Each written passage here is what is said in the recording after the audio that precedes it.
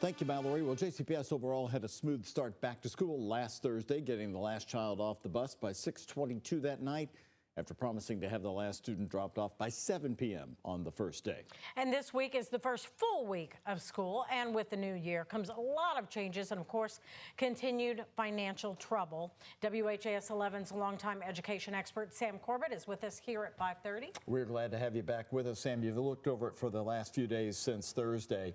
Overall, your thoughts about that first day. The transportation issues seem to be worked out. How were they able to pull that off?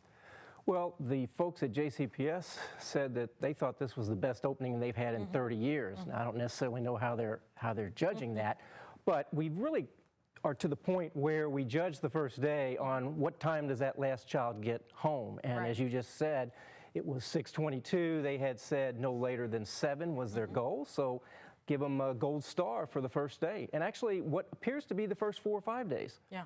What did you think about keeping the same start times that were controversial at first when they changed them? And, you know, I guess that did help contribute to a pretty successful.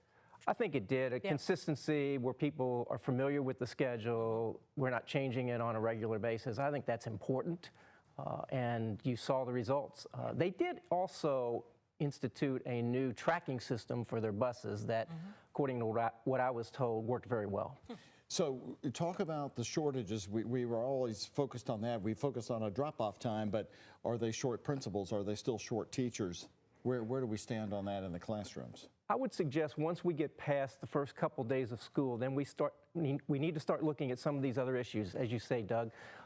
Several weeks before school started, they named some principals at the last minute. So do we have all of the schools with a principal in place? They also talked about 170 teachers that they were short before school started. How are they doing on filling those slots? As a parent, I don't get too excited if my child has got 1 or 2 subs the first several weeks of school. Nothing wrong with substitute teachers. They do a great job, but you want the consistency of a permanent teacher. We had a teacher on this week talking to one of our reporters about just not having enough money for basic things in the classroom, having to go into her own budget to get things for her kids. As a parent, that's really troubling to me with the high cost of everything right now. So that's got to be going on pretty much district-wide. What are your thoughts about that, Sam? That's always been a problem, Connie, that teachers, particularly at the elementary level, are having to use their own funds to buy school supplies. And the fact that JCPS is dealing with this critical financial situation that we all know about, we've heard about for the last 15 to 18 months, I think that's making it even worse. For one of our special shows on Plus, we recorded an interview with James Craig just yesterday. He just left the board after 8 years. Asked him about the financial issues, the budget issues, and the selling of the schools and closing them. Here's what he said. Did you agree with the closing of the schools? Let me say this. We have about 120 to 125,000 seats for kids in the district, but only 100,000 students.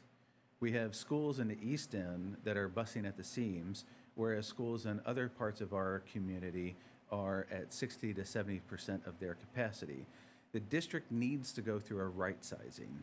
We need to eliminate buildings that are underutilized, build buildings where populations have exploded over the last 10 years, and make sure that we're running the district as efficiently as possible. That could help us towards long-term financial success.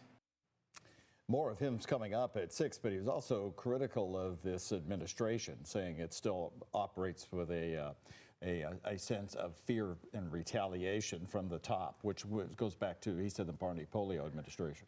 We are hearing some concern about the morale internally of folks. We've had a lot of changes. People are in different seats than they were last year, different jobs.